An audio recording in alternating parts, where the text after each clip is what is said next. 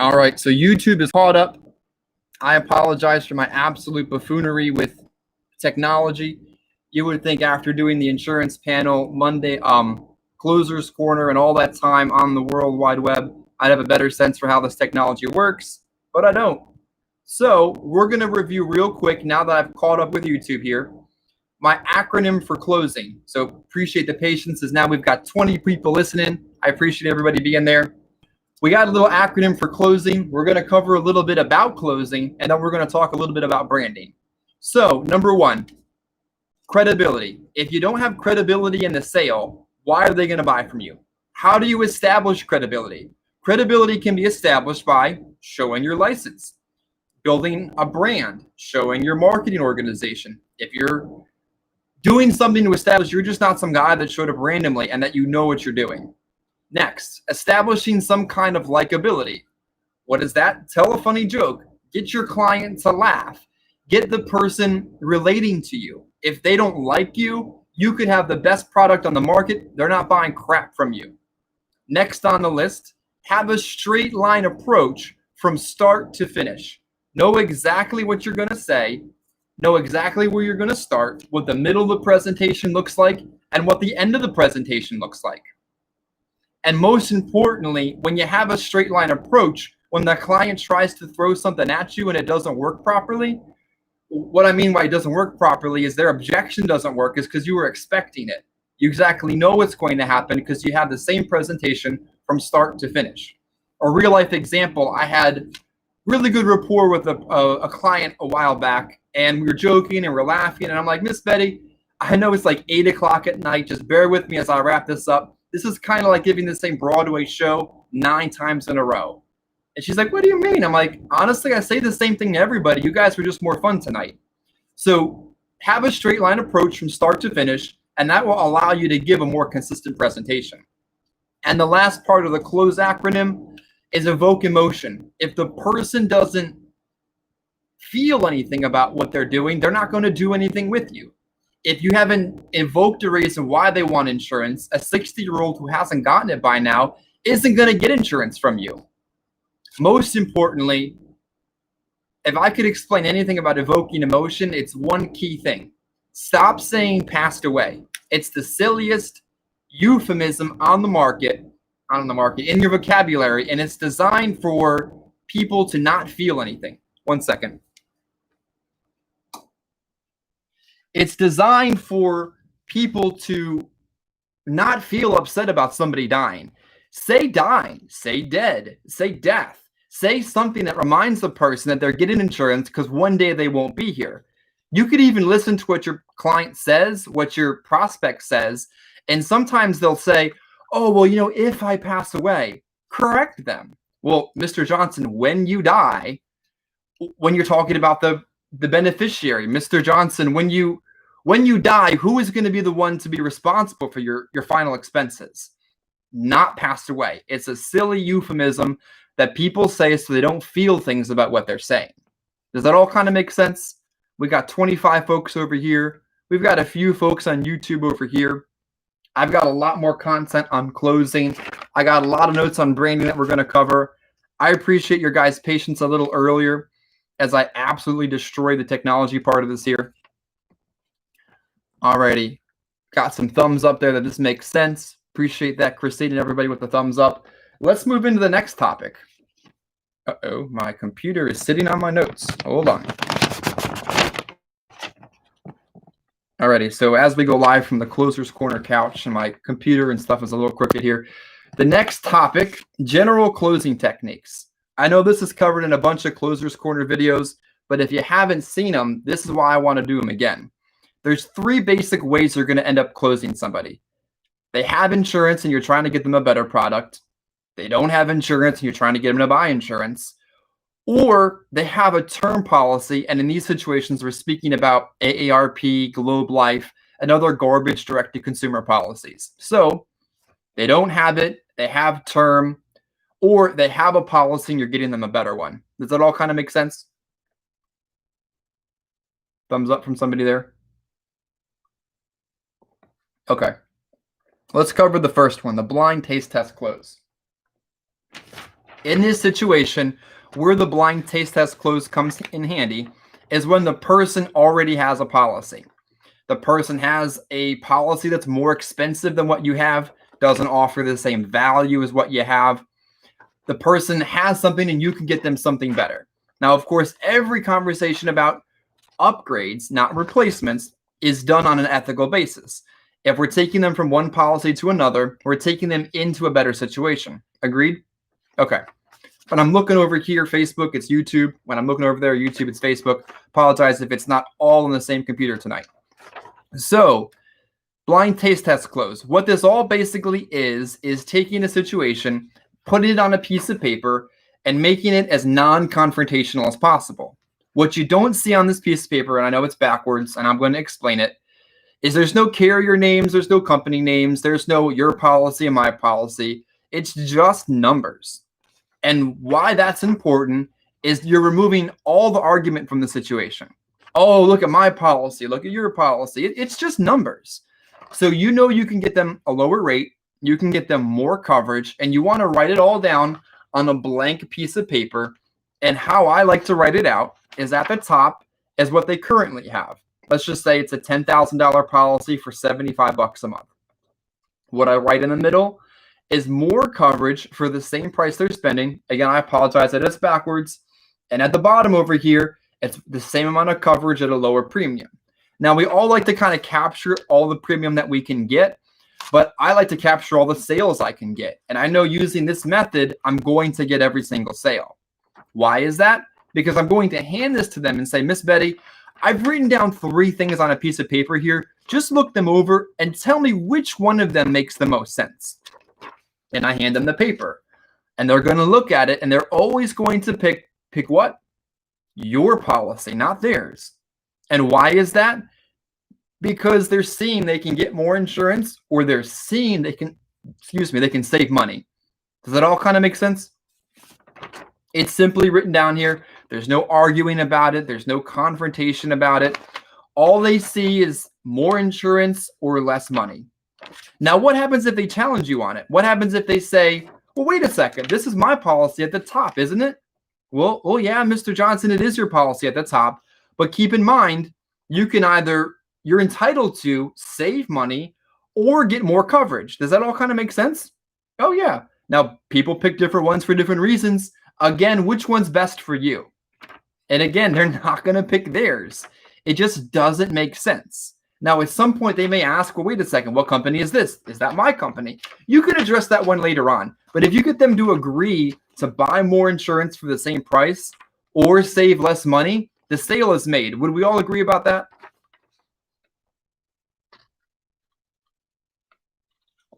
All right, so that's the blind taste test close. Simply write it down, put it in front of them, and let them decide, because they're going to decide your policy and not theirs. Alrighty, next up on the list, I've gotten feedback that some of the hardest sales to make are dealing with a situation where somebody has term through like Globe Life, AARP, we'll call it direct to consumer, not to get brand specific, but they have a 5-year renewable term, and they get stuck on the fact thinking they've got, $100,000 for $40 a month or some absolute nonsense like that. Take that out of the picture. Simply write it all down like we did before. And when you have the other insurance company on the phone to explain it to them, you're writing it down as they talk about it so you can show it to the potential client and they can make a good decision.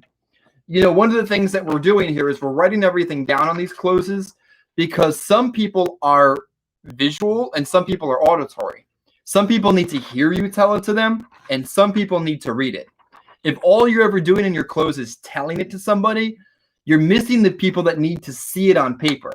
And if you do both in telling it and showing it, you're going to capture both of the types of the people that learn that way. I hope that makes sense as well. So let's say in this example, it's a term to whole life upgrade, not a replacement. You've gotten on the phone with the insurance company. They've explained every single rate increase from the age the person currently is up until the point the policy expires. And I know it sounds laborious and embellishing, but it's important that the person hears. Your rate's going to go from 30 to 300. Let the other company tell it to them so you're not the bad guy. And what you're doing the whole time you're asking for this information is you're writing it down. Again, these are made up numbers. It's backwards. You probably can't see it. But what I've done is I've simply written down, for example, age 65, 70, 75. And then at age 80, it says policy expires with no insurance and no money back, because that's accurate. And when you write all that down and you show it to them, when you get to the point that you're closing the sale, it makes more sense for the person to see it. Now, how this looks at the end of the sale is simple. Now, Ms. Johnson, you heard exactly what the insurance company said.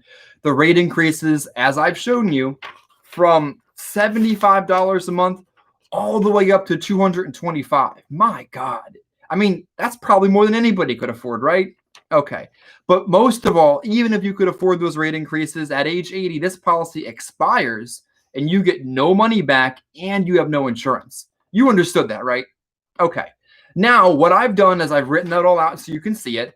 And I've written down a couple whole life options for you to decide which one of these makes the most sense to you. And you give it to them and you let them decide. Laborious, not laborious. I'm sorry. So what you're showing them is garbage, good, garbage, good. And when they see it like this, oh, I can't afford this. Oh, my policy expires. Oh, okay. Here's a couple whole life options. You know, they're thinking, well, I kind of had 50,000, 100,000, some made up amount of money they don't have. But they see this and they're like, okay, well, I'll pick the 20,000. It's less confrontational. You've simply written down the junk they have, the junk you have to, not the junk, the good thing you have to offer, and they're going to take the good thing more times than not. Again, why are we doing this? The insurance company was made out to be the bad guy. You're the good guy. They need to hear it, they need to see it, and they need to see an option. A lot of times if you're struggling to close, it's that the person doesn't understand they need to buy something from you. They literally need to see or be told that there is an option right now. What do you mean by that? Well, again, 3-option close. Which one of these makes the most sense to you? What I'm basically saying is, Miss Betty, pick an option. You're buying insurance. Which option is it? You don't say it like that, but you literally need to direct the person to do something. You know, the whole comment when you're door knocking, you want me to take my shoes off? It's basically saying, let me in, you're flipping home. But you're instructing them what's the next step of the process. Hopefully it all kind of makes sense to you guys. Let's move on to the next one, the simple 3-option close. And in this scenario, the person doesn't have any insurance. In this scenario, the key part is kind of 3 different things. On my little 3-option close sheet, it's a little different than the one that I think we kind of published to everybody, but I've made it very, very basic. I've literally written down, and I review it with the client again. Again, what I'm going to show you today, Miss Betty, is whole life insurance, and it's written right here, but it's backwards. And with whole life, and I'm pointing to them with a pen, the premium never increases. The policy can never cancel because you get older or sicker. See, this is where procrastination can really get people, right, Miss Betty? Okay. Whole life builds cash value. And if you're ever diagnosed terminally ill, you can get some of the money ahead of time. Also, if you ever die in an accident, this policy will pay double, or whatever additional riders and benefits you built in, you can throw in as that last thing. So I go over all that with them again, and I'll say, now I've written down 3 options for you, some of the most popular options in your area. Go ahead and tell me which option is best for you. And I unfold the piece of paper and I give it to them. Now, the key thing when you're showing rates and options is making sure, like we all know, the minimum option is $50 a month. Whatever $50 a month gets them, that has to be your minimum. All of 2019, not only in my production, but in my group's production, our average monthly premium was $72 a month. That means that you can comfortably show 70-something, 72, 73, 70-something in your 3-option close. Because the majority of people who bought from me bought a $72 a month policy. Does that all kind of make sense? Alrighty. So you write a 3-option close. You explain all the information to them again. And what I found very, very helpful is when I've re-articulated what whole life is to them again, A lot of times the person will say to me, well, holy cow, if it comes with all of this, I want that one. Well, no, duh, it comes with all of this. They all come with all of this. But you're building value, you're building interest, you're building urgency and explaining that if you wait, it's going to suck. It's going to cost more later. See, the procrastinators wait for age and health to change. By taking advantage of this today, that's not going to be a problem to you. So a basic 3-option close, you put it in front of them, you give them a direction, and they typically pick something. I know we're all going to address some objections, but I'm not here to give an objection training tonight. I'm just giving general important topics about closing techniques, the topics on how to close, and then a little bit of branding. I'm going to leave some meat on the bone for the rest of the year and other Monday night lives for folks to give. But the importance with closing is also having a routine, having the same technique to address every problem. Here's how I'm going to address replacements. Here's how I'm going to address consumer direct-to-consumer term. Here's how I'm going to show a 3-option close. Just consistently doing the same thing will allow you to make more sales. I hope that all makes sense. Give me a thumbs up. Throw some comments in over here. YouTube, if we got a few folks listening, give me some comments over there.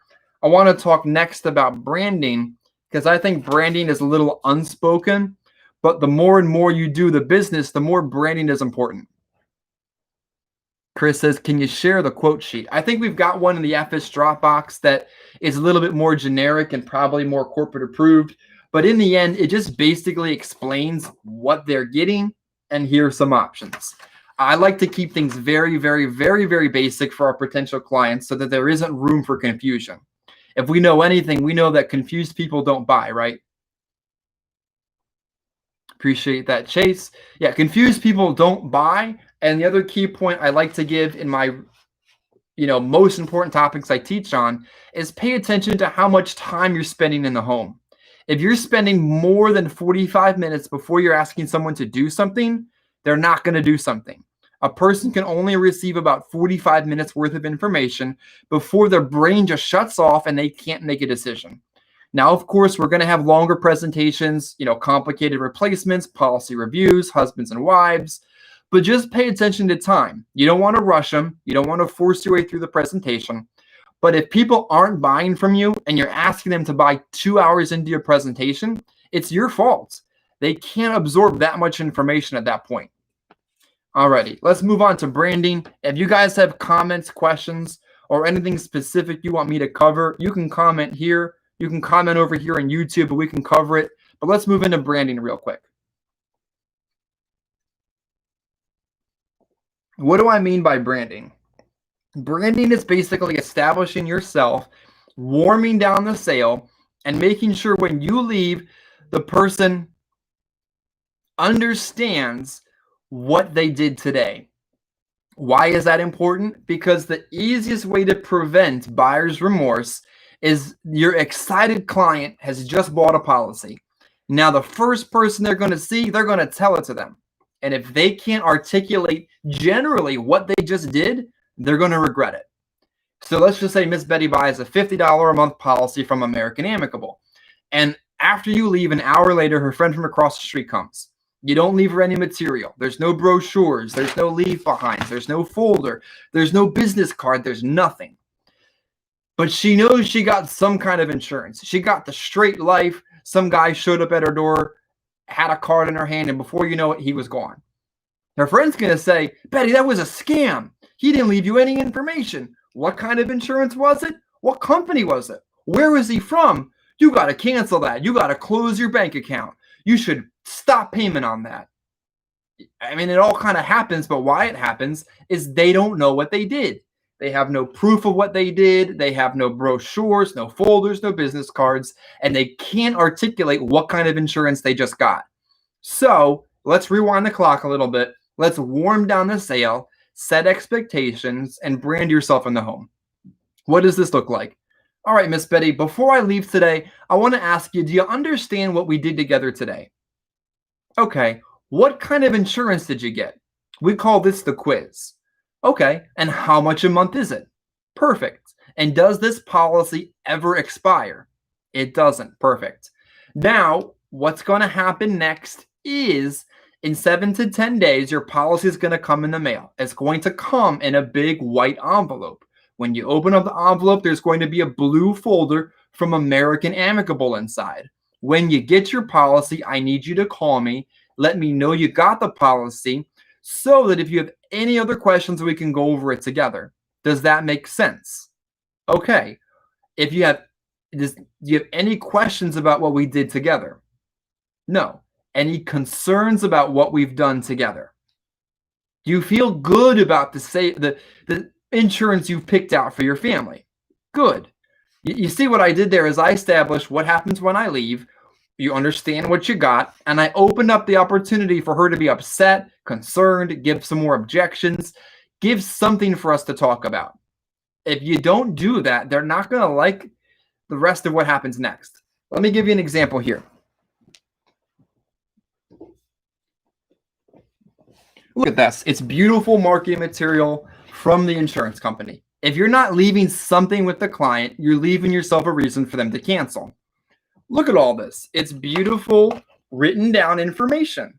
A brochure, a policy summary page, your business card, and they can tangibly hold it, see it, and when they wake up the next day, remember why they bought insurance. And when their friend or their family comes over and they say, you gave that skinny white kid your social, your bank account, and all your information? Are you crazy? They can go get the folder and say, well, look, this is an insurance policy. This is the company. Oh, I got something from them. It couldn't be a scam.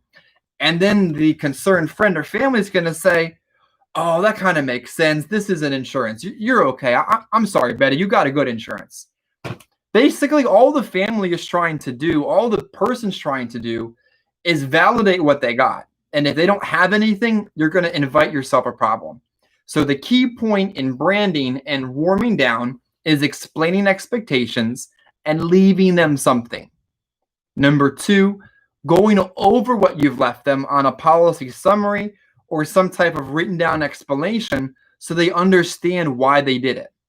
The next thing is if you've done some type of an upgrade, not a replacement, write down on the brochure, the policy summary page, something, why you did it, why we got this today, more insurance for less money, why you did this, old policy would expire, this one wouldn't. Does that kind of make sense? Hopefully it does, because it makes sense to everyone that bought insurance from me. Next thing, get magnets. I know this sounds silly. Get a business card, buy some double-sided magnets from Amazon. They'll show up by 6 o'clock that day. Slap them together and put them on the client's fridge. Clients are going to lose the business card, your policy, the brochures, almost everything you give them, honestly. But they're not going to lose the magnet. Now, here's the joke you want to tell. Now, Miss Betty, I'm going to give you a magnetic version of me. I don't have the best personality, but this one's pretty magnetic, right? And the beauty of that is put it on your fridge because you can't lose your fridge, right?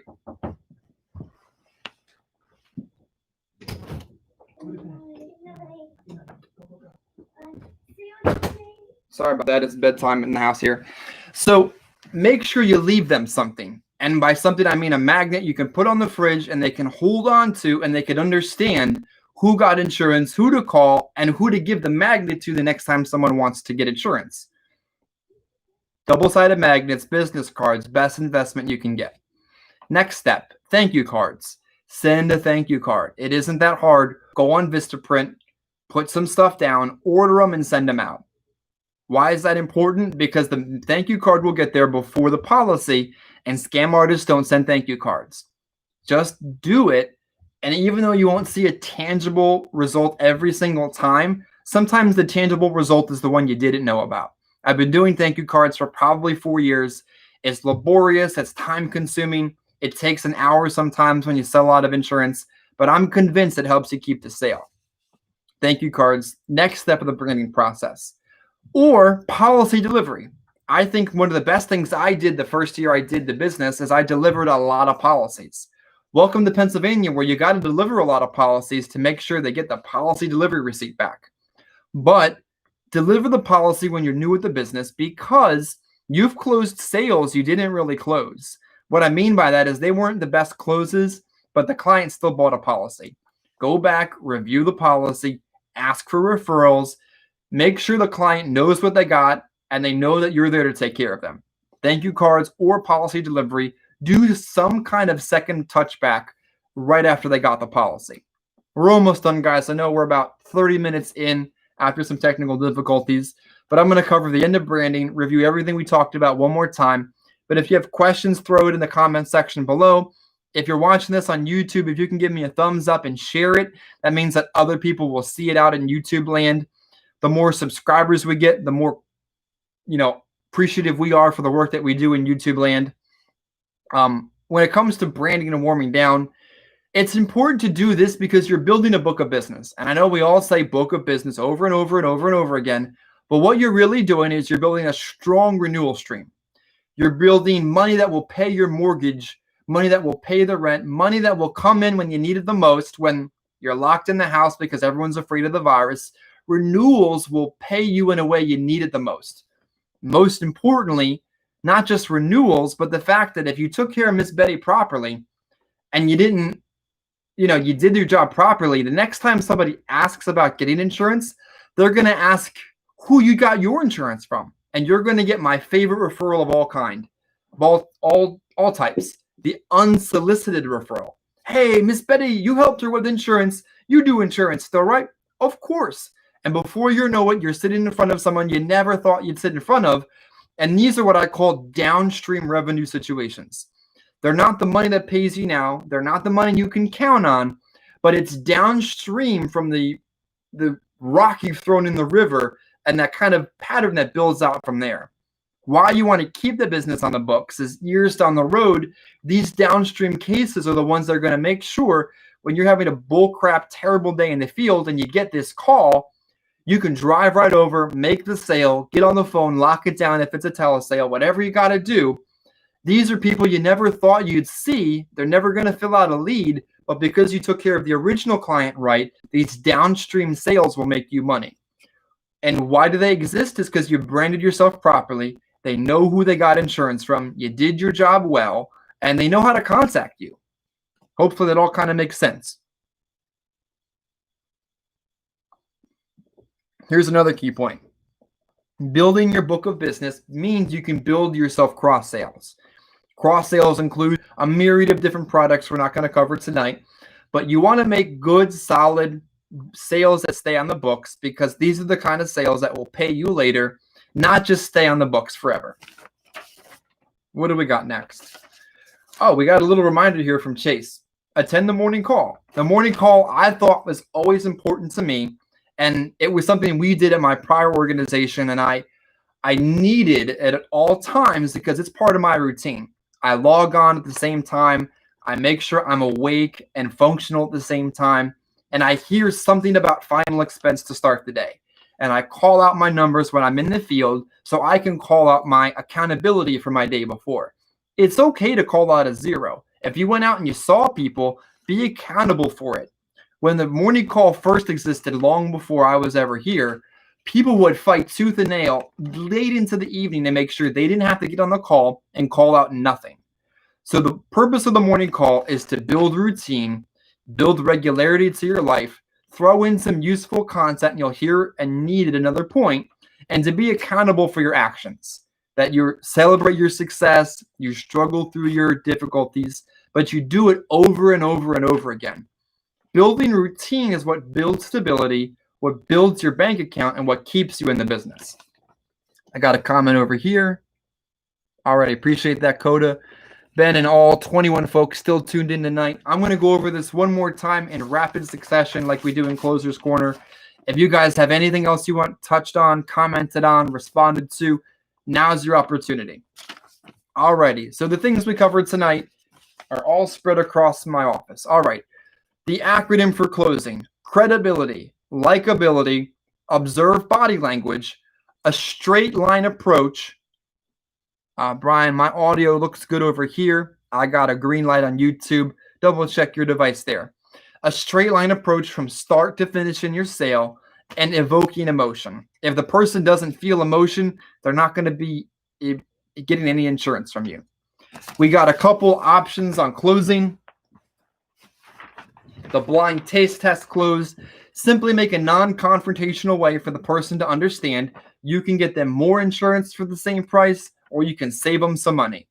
And in a term to whole life scenario, you literally write it down from the rate increases to whole life, so they know which one is the best one for them to pick.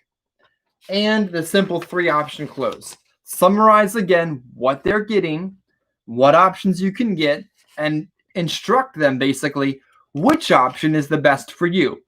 Now, these are a couple options that everybody in this area is picking. They're all getting this insurance. Which one is best for you? And you make it like that. And then to summarize, we talked on this last, branding.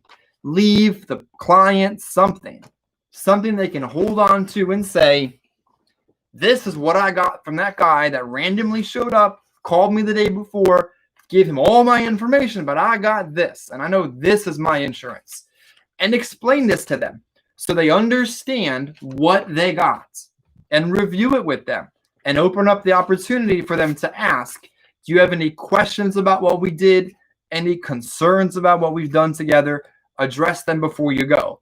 And after you go, send a thank you card, deliver the policy, contact them later, build the book of business that will pay you, and build your bank account, as I affectionately just coined that phrase, and Chase was nice enough to quote it.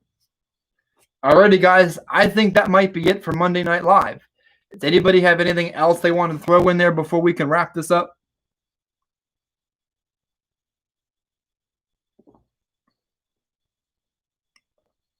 All right, Ben, appreciate that. What else we got here? Anybody in YouTube land? Anybody on Facebook want to throw something out there? Appreciate that, Charlie. Basically, I think the last thing I want to wrap up and say is something I say over and over and over again. Get in the home, make a friend, get them to like you, and until you know what to say, call somebody for help. And work ethic trumps talent every single day. Work hard, work diligently, work over and over and over and over again, and the harder you work, the better you'll get. You will not be good at this when you get started, but the harder you work, the better you will get at this. And if you refuse to fail, if you go out there and say, I am not going home empty-handed, and I am getting dressed and going out in the field to help 3 people today, say that to yourself over and over again before you get out of bed tomorrow. I'm going into the field. I'm going to help 3 people today, and I'm going to do right by the people I see.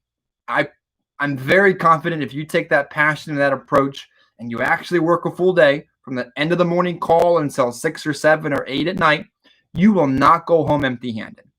All right, I appreciate being able to launch Monday Night Live. Hopefully that you guys put that into good use. I apologize for the technology trouble in the beginning, but I'm going to put a wrap to it on YouTube here, wrap it on Facebook. Get ready for your day tomorrow.